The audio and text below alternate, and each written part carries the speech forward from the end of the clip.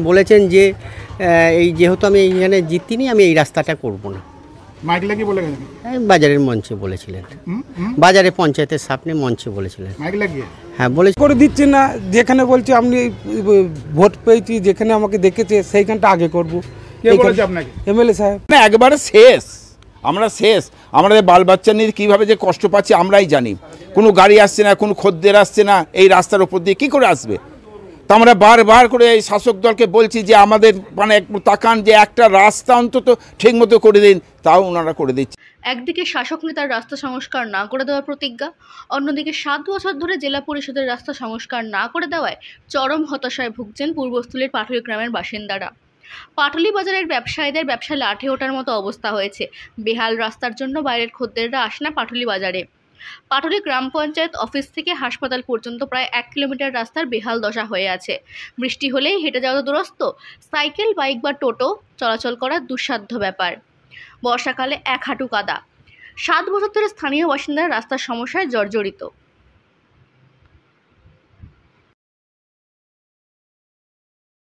প্রচণ্ড সমস্যা। আমাদের এই রাস্তা নিয়ে দীর্ঘদিন আমরা এইভাবে ভুগছি। মাল আনতে পারছি না, কোনো গাড়ি আসতে চাইছে না। এই রকম অবস্থায় আমরা বাজার কমিটির আমি সেক্রেটারি, আমার নাম নবকুমার দত্ত।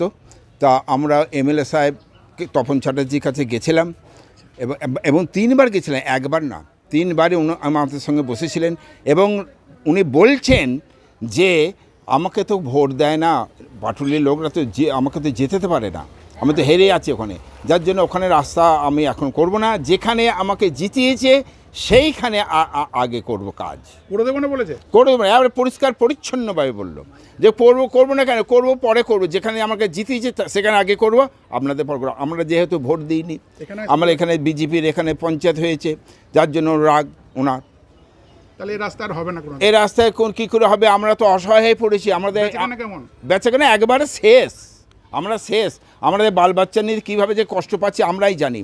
কোনো গাড়ি আসছে না, কোনো খদ্দের আসছে না, এই রাস্তার উপর দিয়ে কী করে আসবে? তা আমরা বারবার করে এই শাসক দলকে বলছি যে আমাদের মানে একটু তাকান, যে একটা রাস্তা অন্তত ঠিকমতো করে দিন, তাও ওনারা করে দিচ্ছে না। পরিষ্কার পরিচ্ছন্ন বলছে না। আমরা এখন এর জন্য দায়ী কারা? এর জন্য কারা? শাসক দল।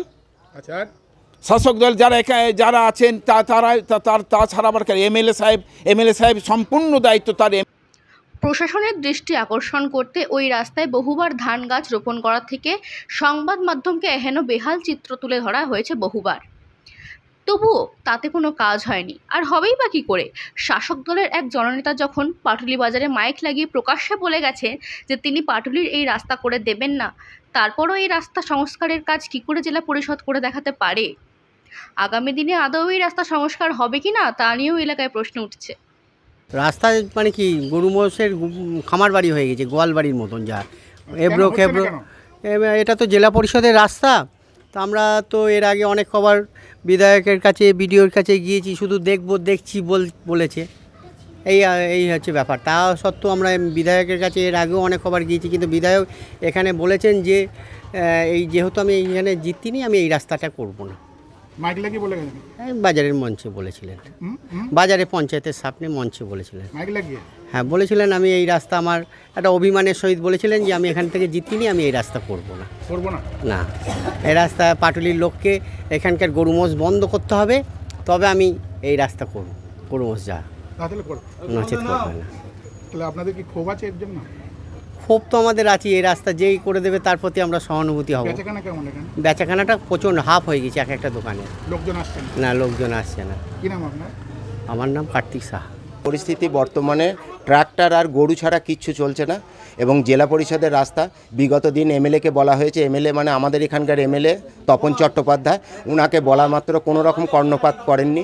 উনি নিজে মাইক নিয়ে মাইকিং করে পাটুলি পঞ্চায়েতের নিচে বলে গেছেন এই রাস্তা আমি কোনো দিন করবো না যতদিন না পাটুলির মানুষ আমাকে ভোট দেবে। তো আশা করা যায় পাটুলির মানুষের যা বর্তমান পরিস্থিতি আছে তাতে ওনাকে ভোট জীবনেও দেবে না যদি না কোনো দিন রাস্তা করে। প্রথম উচিত হচ্ছে একটা দলের হয়ে তার আগে কাজ করে তার পরিচিতিটা বলা মাইকে যে এই দেখো আমি কাজ করেছি, এবার কি তোমরা আমাকে ভোট দেবে?